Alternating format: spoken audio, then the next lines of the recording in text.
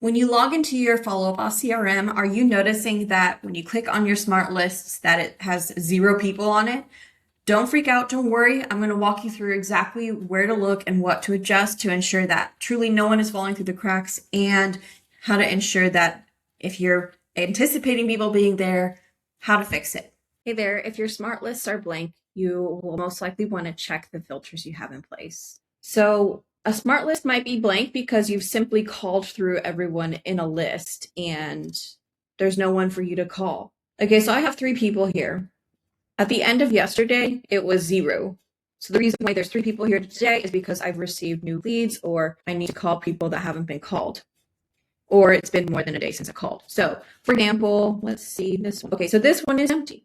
So the reason why this list is empty is because the filter's on the right-hand side here. So if you're looking at lists that have predefined filters and you're running through lists, then if it's empty, that means you either satisfied the requirements of anyone who would have shown up on this list, or if you're not positive that, you want to double check the filters on the right side. So in Follow Boss, if your screen looks like this, just click on filters on the far right side. And then what you'll see here are all the filters you have in place. So I am only including people that are still staged as a lead, that don't have a task, and they're considered new. They're also new because they're less than 14 days old. I'm excluding certain tags just for internal purposes. You can ignore that. That's not relevant to pretty much anyone. I'm excluding anyone whose source is unspecified, which actually is probably not a good thing because sometimes we manually add people to Follow Boss and forget to identify source. So I'm actually going to update right now. Phone is good. So our lists are only used for calling purposes. So I'm only going to be showing people whose phone number is good. If I remove that filter, okay, it's still empty. So we incorporate and put in whenever someone has an appointment booked. So if someone has a booked appointment, they would have the custom field filled out.